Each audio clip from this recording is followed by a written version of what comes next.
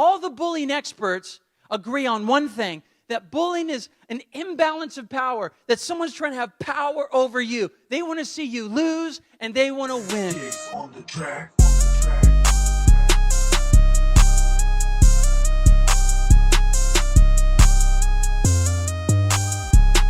Welcome to another episode of the Common Podcast, where we speak upon common sense and realize it really isn't that common. Guys, welcome back to another episode. Thank you for all the support in the recent podcast. If you're new to the podcast, you can find us on YouTube, Spotify, and almost anywhere else that you can find podcasts. If you want to pitch a topic, feature on the show, the best way to do that is through Instagram. The handle is The Real Common Podcast. Right now, behind the scenes, we are actually live on Twitch. That's going to be the first link in the description. Believe me when I say this, this is the best way to experience the podcast because you get to message in the chat and engage while the conversation is unfolding. You get to have your live input and we get to respond to them. Right? It's a very spontaneous interaction. But today we're going to be talking about bullying. And for those of you that do not know, October is actually Bullying Awareness Month. So very exciting. And what I think we're going to be doing is tackling different types of bullying each week of this month. I think that's going to be a very good way to discuss bullying and bring awareness to it. So without further ado, I'm going to introduce the host of the second podcast that I do, and his name is Saul Guido. Welcome back to the show, bro. What's up, bro? How you doing? I don't know why I had that mic thing down. It's a little weird, huh? Did you really the whole time? The whole time I had it down. Looked like you were taking an order at McDonald's drive-thru, huh? There we go, bullying me, bro. How do you know what I'm going? How do you not know what I'm going through behind the screen? You know, I can be having a tough time, and that was the last string. I know you well enough to know you're not gonna let anything really hurt your feelings. I mean, I just said he looks like Timmy Turner, and that's pretty hurtful, right, to the average person. Yeah, but I think you handled it well. I'm glad you said that because I think that's what later on in the conversation, that's what I'm going to kind of want to tackle about things. There's certain barriers that you have, especially when you know the relationship and the tolerance of the actual person, right? You know how far you can take it. We'll take that we'll tackle that later on in the conversation. But right now, for the listeners, let them know what you do and where they can find you. Give a shout out to your podcast. Yeah. Basically what I do is exactly what you do. Except it's more of like trendy topics that are, hot during that week. So we tackle on all types of, controversies, and it's more lighthearted. We joke a lot. We make fun of each other. Like, it's very not as serious as this one, right? This one's real thoughtful, if you will. The other one's just kind of us just messing around, talking. So if you want to find us, go ahead and just YouTube the Outlier Podcast, or I'm pretty sure you'll put it in the description as well, right? Always in the description. Yeah, so just check us out, and give us a sub if you want to be kind. That's it. Awesome. I want to start off this conversation with one question. Have you ever experienced bullying? Yes.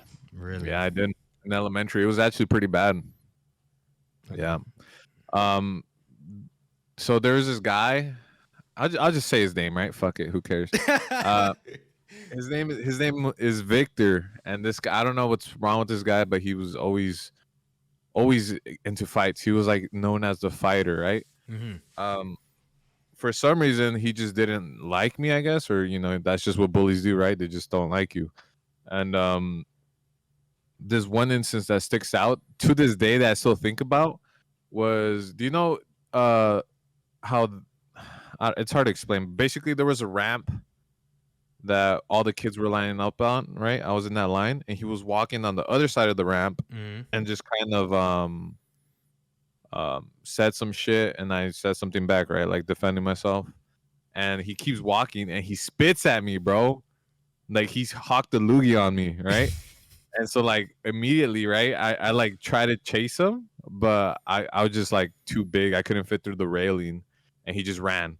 And I remember ever since then, like I was just like, fuck, man, like I should have beat his ass, bro. I should have went and found him and stuff. But Yeah, that was probably the worst experience because it was very demeaning, bro, to get spit on, right? Yeah, was this like a one case scenario thing, or is that something that Um, he like no, that no. particular So person? this guy would always say stuff to me for no reason, and I'm a very quiet person, so I wouldn't say anything back. So it was more words, right? It wasn't really physical. Although he did try to fight me lots of times, and I just never wanted to fight, So I just didn't. But yeah, it was mostly, I guess you could say, emotional Mm. bullying, right? Uh, but yeah, that was probably the only time they got physical. Do you think that you being quote unquote bullied, do you think that affected you then, or maybe altered something psychologically that maybe you would be a little bit different now, or do you think it wasn't that significant? No, I think it fucked me up pretty bad, dude. If Yeah. I'm being honest, because I was always a very to myself, shy, quiet person, and this made me even more of a hermit, right? It made me feel validated for being shy and to myself because I was just always so scared of being judged. Mm. So it definitely only fed into the fact that I was a very introverted person. Just helped me become even deeper of a hermit Do for you sure. you're describing it as hermit, and obviously that's somebody who is very timid and um, somebody who's very closed off and maybe not too confident in themselves is what I'm kind of taking off of that description. Yeah. Do you think you being quote unquote hermit maybe spoke out to this guy and made it seem like he could bully you? Like you came off as somebody that could be taken advantage of? Yeah, for sure. Because I was always shy and timid, right? I just never said anything. When people would talk shit to me, I just wouldn't say anything. Mm-hmm. Um, yeah, that's partly because of how I grew up. So yeah, I mean, just being the shy person, obviously, a bully specifically, right? If they see that, if they see you're timid or weak, they're gonna obviously exploit that, and that's what happened, sadly.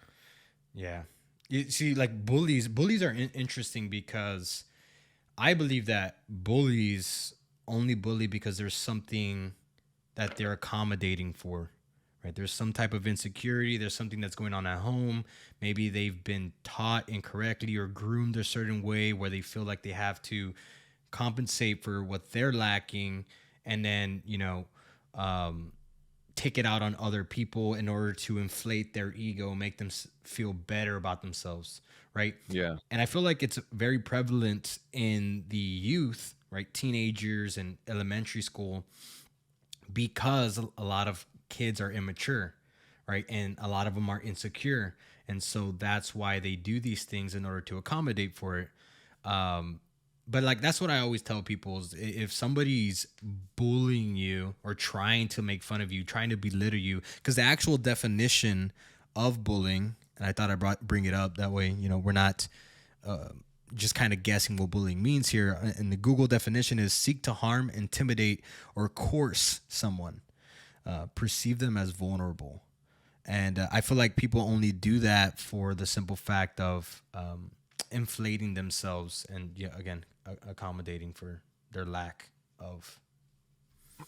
oh yeah, I mean, it's gonna be very hard to find a bully that's a very handsome, strong, confident person.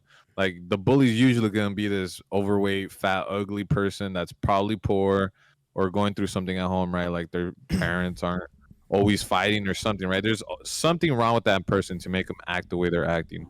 100%. That's funny. It kind of reminds me of some stuff. But that kind of goes against the stereotype of the jocks are usually the bullies, right? I mean, we see that in the movies all the time. Like the jocks are the bullies. And I mean, there's certainly cases like that, right? But for the quote unquote jocks that are the bullies, there's obviously something going on behind closed doors, like going on at the home, whether they have an abusive Yeah. father, broken home, they're struggling financially, whatever the case is. There's so many different cases on why people reach out to harm other people. That's what essentially bullying is.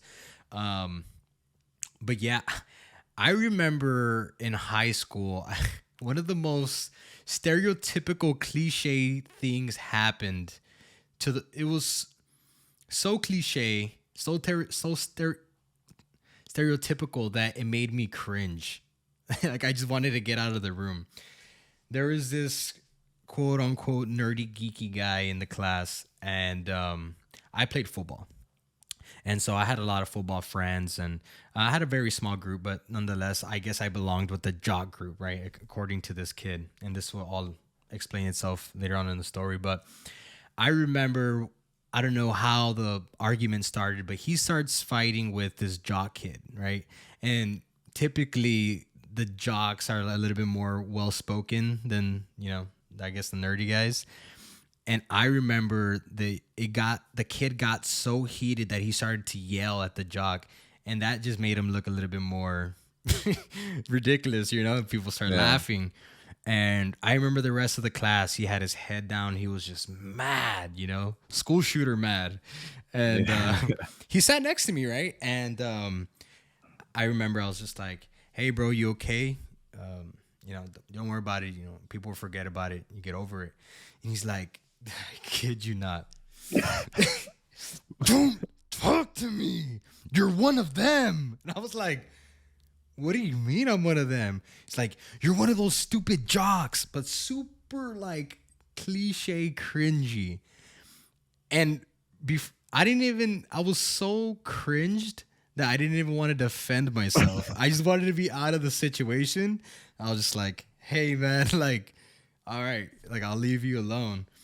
But I can tell that kid was very prone to bullying. And that's probably why me trying to reach out to him, he probably believed in his head that someone like him does not want good for me. Yeah, he expected you to be just like them, right? Because that's usually what happens. I guarantee you, someone's try to be nice to him, and then like flipped the script and was like playing a joke, right? So he probably thought that's what you were doing.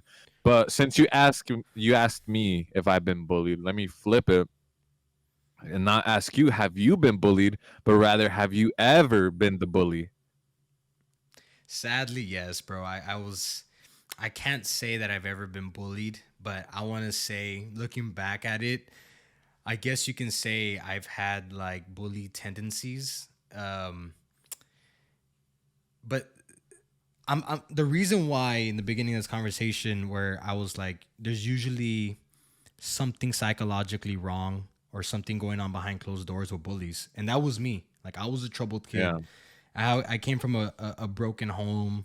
My parents weren't really there, especially in like elementary years and all that stuff. I had a very like abusive uncle that would, beat us up. And that's all I really knew. I grew up with my uncles, just hard guys that just, slap me around, make fun of me. And I thought that's the way I was supposed to do. And part of me was kind of emulating that, but also I was kind of angry at the fact that other kids were so happy. I'm like, why are you like this type thing? Yeah. But yeah, I remember getting in a lot of fights in elementary and trying to prove my, I guess, masculinity, even though that's kind of weird saying at that age, or trying to prove my competence and showing that I'm better than the person by puffing up my chest and belittling other people. I definitely look back and I regret it, and it sucks that I was ever like that, because I remember that one particular time I was working out. I had a workout buddy, probably like 5 years ago, and we were working out one day, and he's like, "Hey, bro, I was talking to my brother, and he asked me, why do I work out with you?" And I was like, "Who's your brother?" And he told me, and he showed me a picture of him. I was like, I know him, but not really know him. He's like, "Yeah, bro, he said that you made his middle school years hell, man. Like, he said you bullied him, and like you made fun of him in class and stuff like that." And I was just like, "Really, bro?" Like, I didn't even remember that. You know what I mean? I was like, "Man, bro, I'm sorry. Like, tell him I said I'm sorry." Like, that younger me was very immature, and I was trying to make up for a lot of things that was going on behind closed doors, and tell him that that wasn't coming from a wholesome person, and that you shouldn't take all the stuff that I said back then as constructive criticism. Obviously, I can't take something like that back, but there's one of those moments where I realized that bullying can do a lot of harm to somebody without you even realizing it. I was going about my life, not even knowing that I had affected this kid's middle school Oh years. yeah, yeah, You know, and but yeah, I look back and I just I'm not proud of that at all. yeah, man. I mean, how could you be, right? Mhm. But I know you well enough to know that you're not a bad guy. So it's very obvious that what you were going through is what caused you to act out. Um, I mean, yeah, that makes sense, right? Your parents weren't there, and your uncles would, you know, beat your ass, So of course, all those things included, right? You're gonna go to school and not be normal. You're gonna act out of character, right? Because Yeah, I know you well enough to know that's not who you are, yeah. So good thing you grew out of it, right? And you didn't let your experience define you, right? Because I don't think you're a bully now, although some people would disagree.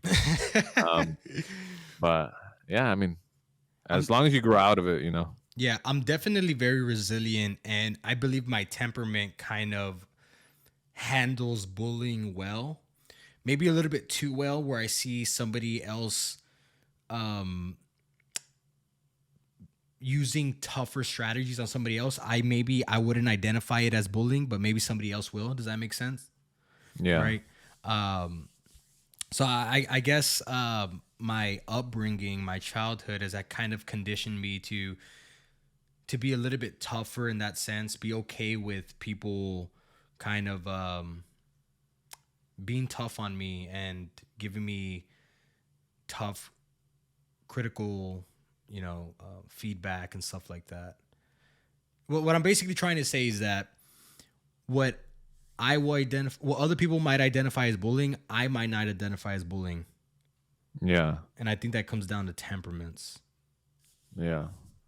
So what's one thing that you think could have stopped you from bullying if like someone had did like stepped in and took action?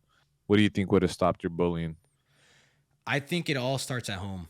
I believe that bullying, if we're going to make it stop, has to start at home. And I think that having a healthy, having a, your parents having a healthy relationship is really the source of it all. Yeah, Having a very good father figure who's going to teach you healthy masculinity, having a strong woman in the household who's going to hold the house down and also show you how to be in tone with your emotions and how to express yourself, how to treat another lady. Um, because I believe, again, bullying comes from the person being broken. And yeah, if a child is never broken and is taught to love everybody, then we wouldn't have that problem so often. You know what I mean? yeah. That's interesting. From my perspective, looking back at what I experienced, what I think would have helped is if I just fought the guy. Yeah. Honestly, like I think if I win or lose, like the fact that to kind of be free of like I don't care who you are or what you say, like I'm not gonna let you talk to me like that. I'm gonna just we're gonna fight. I think if I should have reached out to my parents because I know for a fact my dad would have said beat his ass. So if I had that okay to do it, like I think I should have done that because that would have freed me from worrying about running into this guy because I know I could do something about it. Hmm. Um, but yeah, I mean is that bad advice? Because that's what I would tell somebody if you're getting bullied, like stand up to your bully, you know, No, and a hundred fight him if percent. you have to. No, yeah, 100%. That'll humble a bully, right? I have a But it story. depends too, right? Because if you're like some frail, like 135-pound kid and your bully's like 200 plus pounds, that might not be smart, right? Yeah, I'm saying that because I'm 6'3", well now, right? But I've always been a tall kid. I'm saying like I could have beat this guy's ass. You know what I mean? You know what I mean? yeah, So I should have done it, I think. But go ahead. yeah. I have a story for that. Before I get into that, though, I think what you're talking about can help, but I think it's a very band-aid fix. I think that fundamentally, if we go back to the source, again, back to the household, and we try to fix the things that are going on before it happens, we wouldn't even have bullying to begin with. We wouldn't even have that confrontation. It all comes down to the responsibility of the parents, is what I believe. You and I are at that age. Well, I'm already having a child, but I don't know if you're gonna have a child or not. But whenever you do decide, hell nah. it's your responsibility, or for the listeners, it's your responsibility to make sure that you are the best example to your children on how to be a healthy individual. And then we wouldn't be having these little bullying problems or big bullying problems to the point where now 8.7 is responsible for the suicide rate. That's what bullying has accounted for, cyberbullying. Yeah. So, yeah, I have a story about, there was this bully on our bus, right? And so this was when I was in first grade. This is very important because I was young. I was in first grade, and then there was these twins, right? And I went to school with 3 cousins and my brother. So five of us, family members. And I remember this 5th grader. Keep in mind, he's 5 years older than me. There were twins. And these guys were the bullies of the bus, but they never really bothered me. I was very to myself. I would, sit alone. They never really bullied me, but for some reason they would try to pick on the weaker kids, I guess. And one time they started picking on one of my cousins, right? And she came to me crying, and long story short, he had kind of been picking on her, and so we kind of went to one of my uncles, and he's like, no, y'all need to defend each other. Like, y'all need to stand up for each other on the bus. And so when this happened, he tells me, what are you going to do? I just blacked out, bro. I punched him without even, I feel like I lost control of my body. I punched him and he fell down on the floor and he left crying. And he had a big old black eye. Obviously, I got in trouble for it and everything like that. But he stopped. He left us alone. Yeah, bro, that's exactly what I mean. So what I mean by that is to stop the bullying to you specifically, right? Not to solve that guy's issues. That guy's, he's gonna keep bullying whether it's you or somebody else. But to kind of get that person to leave you alone, I think the best answer is to stand up to him and if physically possible, fight him if you have to, right? Yeah. He's gonna back off after that. You're gonna earn his respect, right? Especially if you beat his ass, he's not gonna fuck with you anymore. Yeah, him and his brother follow me on Instagram and the podcast on Instagram. I wonder if they watch it, and I wonder if they're gonna listen to this. But they would, they remember me. They're actually friends with my uncle and stuff like that, so they remember the story. Dang, where was I? What were you just talking about right now? To get him to back off. Yeah, you see, I would never promote violence to fix anything. My rule is avoid violence unless it's a must, right? Like, that should be the last thing you should do. But when push comes to shove, if you have to defend yourself, get it done, right? Yeah, that's what I would recommend. Because in that case, this guy was the bully, right? He was picking on the little kids. I took matter in my own hands. I knocked him out, and then I got suspended. Hey, you knocked him out? He felt like he didn't go night, but his eyes rolled back and the ref waved it off and everything, or what? TKO. Or are you telling me he just fell? He fell. Now you're changing the story. Nah, he died. Nah, I knocked his head off. I don't know what. Oh man. No, yeah, but here's kind of like what I want to bridge this off to. I kind of want to talk about temperaments and how people handle and tolerate bullying a little bit differently. And I wanted to have somebody with a different temperament than you and I, because I feel like you and I are very tough-skinned. I call it pig-skin. We're very pig-skinned. We have tough skin. Nothing really bothers us, and it's kind of because we know kind of what we're talking about this whole podcast is we know that the people that try to bully other people are hurt deep down inside. So it doesn't really bother us. It's like, bro, you're hurting a little bit more than what I am. So, you're not really offending me. But there's obviously people out there that allow people's words or To hurt them. actions to hurt them. And I wanted to have somebody on, and hopefully I can get them on next week, discuss this and how they handle bullying, right? Because it's very easy for you and I to say, who cares? Just forget about what they're saying. But for other people, it's not so easy. So some other people, they take criticism very heavy. And Yeah, man. me personally, I don't know. I can't speak on that because I don't go through that. I can't. You know what I mean? Yeah, yeah. People take words in general differently, right? Like I know for me, like I know this is kind of off topic, but just in the sense that people take words differently.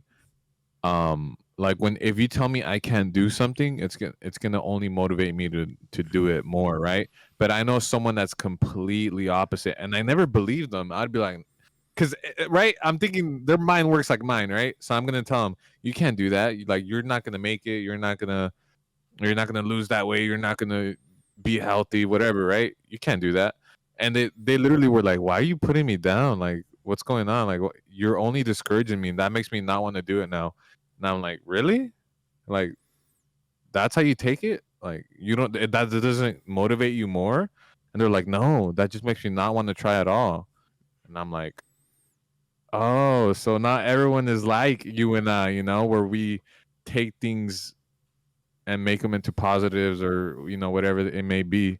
And so yeah, you have to be careful with that, man, because not everyone responds to words the same. You said it perfectly, bro. I 100% agree with that. Um, I tweeted this out the other day where I was like, having doubters, there's power behind having doubters, but that really applies to only people like us, right? Like, for me personally, it's dangerous for my growth to have everybody around me believe that I'm going to achieve what I'm going to do. It's dangerous for Yeah. me because I have nobody to prove wrong. I need to have some doubters in my life, but not Yeah. everybody's like that. Not everybody's like me. Some people need a full support system. Mm-hmm. And I get it, right? I get it, but I don't get it because obviously that's not who I am.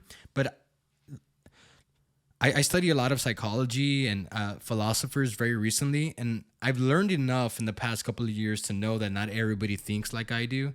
And so I need to handle situations case by case. And so I think it's perfect that you brought that up because, like you said, it's very important to understand that not everybody's going to take things the same way. So I believe that you shouldn't be giving people harsh criticism unless you know their tolerance, right? Yeah. And I think the perfect example is if I don't know somebody, I don't know anything about them, I have no right to go over there and tell them that you need to toughen up. Because that's kind of bullying, right? Like, I don't know you like that. Who am I to say that you should be living a certain way? That's not my place. But now let's say someone like you, who I'm fairly close with, I see you kind of messing up. Maybe you dabbed into alcohol, gambling, drugs, or whatever it is. And I come up to you, tell you like, hey, bro, you need to get your shit straight. You need to shapen up. You need to do all these things because you're going down a rabbit hole that you're not going to be happy about, right? But I know you, and I know that your tolerance is heavy. And obviously there's a balance. I think those are two extremists, right?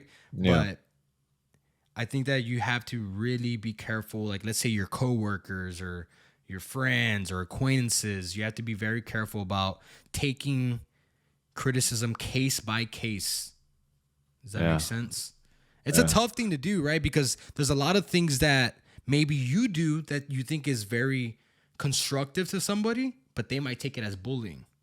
Mm-hmm. Exactly. Right. Like you and I speak to each other very harshly, and it doesn't bother us because we know our what's the word you said? Tolerance. Our tolerance. Yeah, we know we could say I could literally call you a dumbass or anything I want, right? But I know that I'm not being serious. Like you could take it. Yeah. A lot of people aren't like that, and I think it's very important to communicate that with people around you, right? People, especially people that you come to for advice and stuff like that.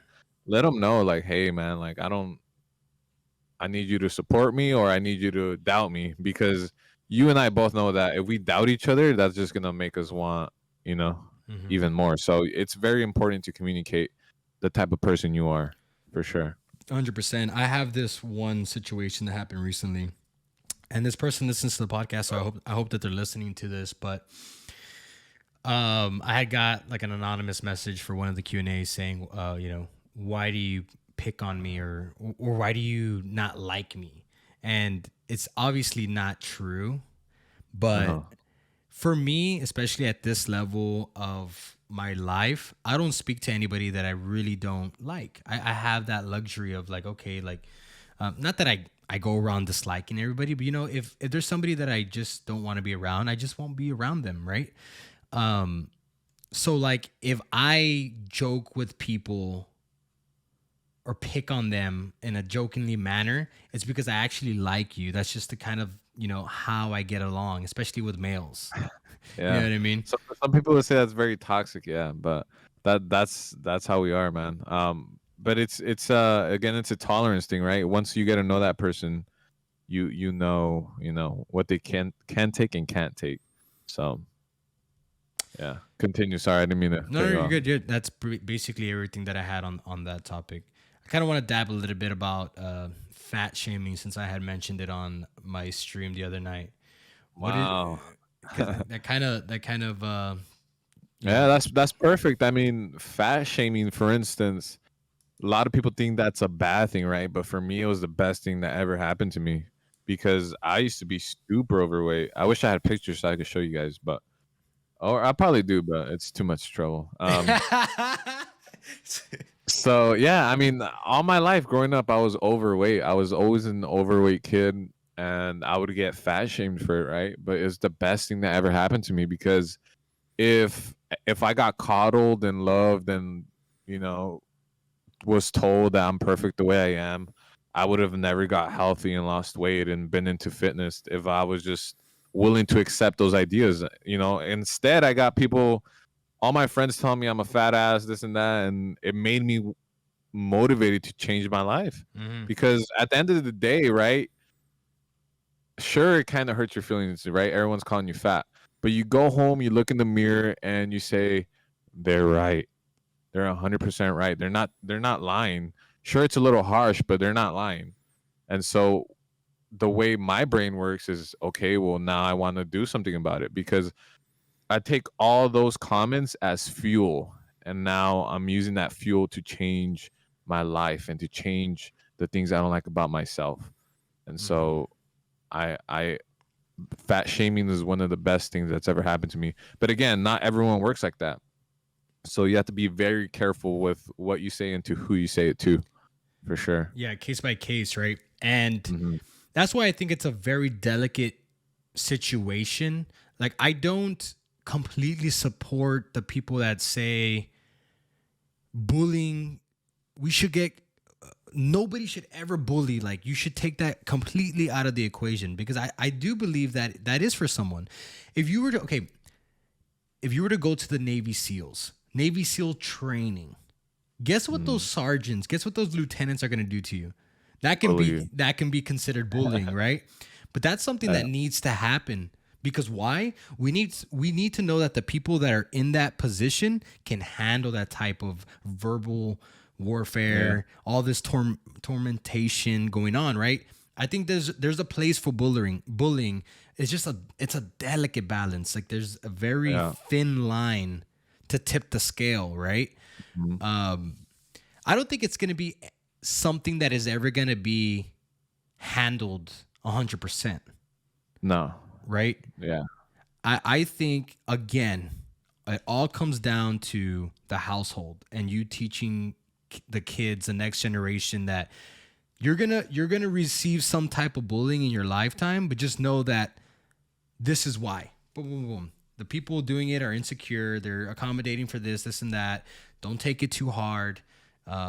Just know you have people that love you, and you have supporters and blah blah blah. Things like that. But yeah, going back to the fat shaming, Recently when I lost the 32 pounds that I was holding on to Yeah. so generously, right? How heavy were you? Like two what? 40. 240, bro. And you're like 5'4", or what are you? Don't listen to this clown. I got 5'9". Yeah, 5'9". And so I remember when I announced that this in the beginning of this year, I was gonna shed the weight off, and I was gonna do a program called 75 Hard to help me do that. And my sister-in-law, who I'm very close with, I see her as like my blood sister practically, and she's like, "You really think you can do it? Like, do you think like?" She's like, "I know you've done it before, but do you really think you got it in you to do it again?" And that fueled me so much. You have no idea. Like, part of it when I was going through it was like, oh, that's what I needed. Because everybody believed it. Every time I would say like, okay, like next week I'm gonna start and I'm gonna start eating clean. I'm gonna do this, and that, and everybody like, yeah, you can do it. You've done it before. And I was just so complacent. I just needed one person to doubt me or just question if I was able to do it or not. And I told myself, hell yeah, I've done cut phases like 3 or 4 times in my past where I've got shredded, the abs and everything. I can do this again. I just needed some motivation. I needed somebody to doubt me and tell me, you can't do this. All right, bet. Check it out. I'm about in the next 75 days. That's all it took for me to be dedicated and, dedicate myself, all my time and energy to just my body. And it got me there. But I needed that doubter. Maybe somebody might identify that as bullying. I don't know, but not me. I needed that. Yeah, like someone else could have easily took that question as like, they're right. I can't. Can I do this? No, I can't do this. But that's a cool thing about doing it once. Once you do it once, you have what it takes to like. Oh, it wasn't that hard. All I had to do was stay consistent. That's all it really is. Yeah. And once you know you can do that, you can do it whenever you want at the flip of a switch. And all it took was her questioning you to flip that switch completely, and that was it. You were hooked. Yeah. So fat shaming obviously is not a good thing, especially to strangers. If you don't know them, right, don't do it, right? But if you know the person and you know how their mind works, like if I know Roger, right, and if he gains some weight, I know him well enough to be like, hey, you're fat as fuck, dude. You got to lose some weight, and and I know he's gonna be like, damn, he's right, and it's gonna get him going into that process of reaching his goals. So you just have to know who you're talking to. Don't do that to strangers. Fat shaming the strangers is not good, not good at all. Especially the keyboard warriors that do it over the internet, right?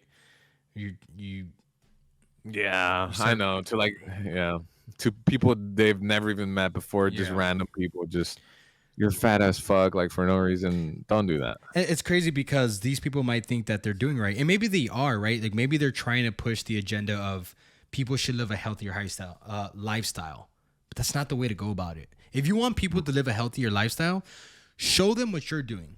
Maybe make some content, post some content about how you carry yourself. And then people will admire that and maybe want to do it. But shaming somebody else to try to prove your point is definitely not the way to go.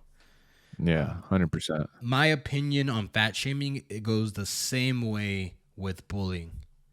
I believe that fat shaming, there is a place for it, but it's a very delicate case-by-case scenario. And you need to know, who you can do it to and who you can't. Oh yeah, 100%, 100%. Because I used to be a trainer, and I was that stubborn person that thought everybody thought like me. I just needed to be rough on them, and blah blah blah blah. And it was like I started losing clients. It's like, those people are weak. They're never gonna be successful. And me trying to accommodate for maybe I wasn't the best trainer. I try to make up for it by saying, no, just that person doesn't got it in them. But it wasn't that. It was just that I was an inexperienced trainer that didn't know that people handle things differently. Yeah, 100%, man. Yeah, and then you see it, right? Like I see that all the time, specifically with trainers. Like some are encouraging and some are like, come on, you fucking pussy, like one more rep, right? And it's the same person but with two different clients because they take the time to get to know that person and realize what they need, not what they want but what they need, right? Mhm. And that's the sign of a good coach, a good trainer, in my opinion. Well, But yeah, here's an interesting thing on that. So you kind of mentioned how, there was a trainer that was very tough and a trainer that was a little bit more, comforting. Do you think that that's a good thing that we might have options, or would you rather just, because the thing is we're not gonna have perfect trainers across the board, right? Where everybody's great at adapting and realizing that people handle things different. I think there's good to having options, right? Mhm. This trainer is a hard ass and he's going to be on your ass and maybe you don't handle that too well. Okay, go find another trainer that's a little bit more comforting, or vice Mhm. versa. You have a comforting trainer and he's always patting you on the back and you don't need that. You need something a little bit harder. You can go find a trainer that does that. I think that's a healthy thing too, is that we have options. And it's kind of like Yeah. with friends too, right? Is like, okay, like my friends don't even like me. They're always bullying me. Okay, go get some new friends that are a little bit more comforting. I don't know. That's something Yeah. interesting to mention. Yeah, I mean, that's interesting because I do like hanging around people that are gonna throw shots at me, and I could throw shots at them Yep. because, yeah, I mean, I don't want yes men, that's just me personally. Some people like that, not me. I want people that I could speak to with honesty, and just know that they're gonna take it and not be offended. A lot of people are offended nowadays with what you say, even if it's true. Like if I was fat and you called me fat, um, sure it might be a little rude, right? But at the end of the day, you're right. You're right. You're not telling a lie. It might be a little rude, like I said, but it's the truth. So, you just gotta take it and do something about it. It's pretty self-explanatory. Yeah, 100%. I only befriend people who are tough skinned that can handle, because I'm a very sarcastic person too. So a lot of the things that I say are very satirical, and so Mm-hmm. I only befriend people that can handle those type of conversations. I only befriend people that can handle maybe touchy topics or personal topics. All the other people, I kind of just, I'm a, what's the word? I'm cordial with, they're acquaintances, but the people that I have very near and dear to me can handle scrutiny. They can handle me talking crap to them. They will talk crap back to me. They'll call me out on my BS. I can call them out on their BS. That's the type of people that I like around me. I like the people that don't require me to like, how can I explain this? They don't ask a lot from me, right? There's not what's the word for it? I don't know the word for it, but basically the attachment isn't so strong. Where I talked about one of my friends, we had stopped talking for a year for no reason, and then we started talking again like if nothing ever happened. A lot Mm-hmm. of people would hold a grudge against somebody like that. Like, why did you just, stop talking to me? Blah, blah, blah. It's like, Yeah. Yeah. no, there wasn't a commit. Like, we don't have that type of commitment to each other. It's like, hey, we're friends and we met later on in life and we picked it back up. That's cool. That's the type of friends that I like to engage with. Yeah, I mean, you and I have went through phases like that too, where we don't talk for months, and Yeah. then it hasn't happened in a while, but yeah, Yeah. we've done that before for sure. Um, but yeah, I mean, back to bullying. I feel like a lot of people are going to disagree with us on that, on the fact that we say fat shaming has a place Mm-hmm. for people. Um, but I mean, I don't know. I'm curious to know what you guys think, right? Yeah. Because I feel like more people think the opposite of what we think. I feel like especially your audience would disagree and would say like, nah, like you shouldn't fat shame and stuff like that. Um, Again, I think it has a place. You just got to know for who. Yep. I think to conclude this conversation, the last thing that I would repeat is that I think there's a place for it, and it is to be handled case by case. And do not assume that everybody thinks like you, and understand that there is a learning curve to all of this. So, you got anything else you want to mention, brother? Just check out the Outlier Podcast, guys. It would mean a lot to me. Me and Roger upload once a week on that channel, and it's very relaxed conversation. It's not so serious all the time. We mess around a lot, talk about aliens, Show feet. drugs, show feet, all types of weird stuff on there. And you guys need to help me with creating a embarrassing task for Roger, because I still have a you owe me from him. So we're gonna get him to do something embarrassing. Let me know some ideas. That way we can get that rolling.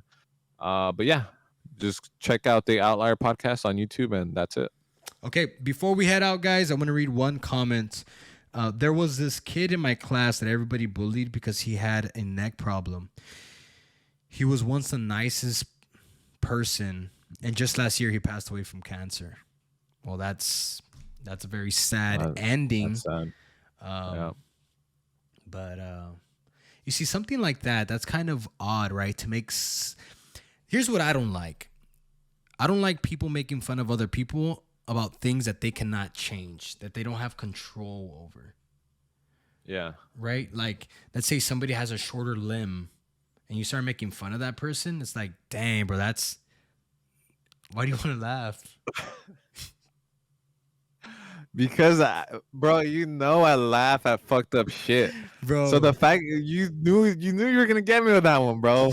You did that on purpose, guys. He set that up. He knows I laugh at inappropriate things. Bro, you think that's funny? No, I don't. I think you're funny, Timmy Turner. That's Wish you had a burn. crazy, bro. That's crazy. Okay, so But yeah, I agree with you on that. I don't think you should make fun of people that can't change something, right? Like fat shaming, you could change, right? Yes, you could change. You can't change the fact that you were born different. You just can't change that. What are you smiling at? I'm the chat, bro. They're going crazy right now. Go ahead. No, but yeah, so yes, you agree, right? That you shouldn't be making fun of, or but would you say that laughing at that is a part of that? A part of what? Making fun of somebody? Maybe that has a shorter limb? No, I don't think so. Because if you keep it to yourself, I don't see the problem with that. Because I laugh at the most messed up things, bro. Like I'd be canceled if you guys knew what I laughed at every day. I think that's exposure to the internet, bro. I think that we're very numb to a lot of the stuff. Like, go on the internet. Go on the internet. You're seeing people getting run over. People's heads getting chopped off. Think about how many times we've seen mass shooting in this area, and we don't even react anymore. We're just like, damn, another one. Like we're desensitized 100%. But what are you gonna do? Yeah. Alrighty, guys. Well, thank you all so much for tuning in. I appreciate y'all so much. Like I always say, if you're new to the podcast, again, you can find us on YouTube, Spotify, and almost anywhere else that you can find podcasts. If you want to pitch a topic, maybe feature, if you're a sponsor trying to reach out, the best way to contact us is through Instagram, being The Real Common Podcast. Also, check out my second podcast, which Saul is actually the host of, and that is called The Outlier Podcast, and you can find him on Instagram as well. Maybe contact him, pitch a topic. You can, he posts on there as well. So go check him out. All the links will be in the description. And lastly, go check out the Twitch. The Twitch is always lit. We're live about 4 days out of the week. So thank you all so much, and we'll catch y'all in the next episode. Peace out. Peace. Gigs on the track.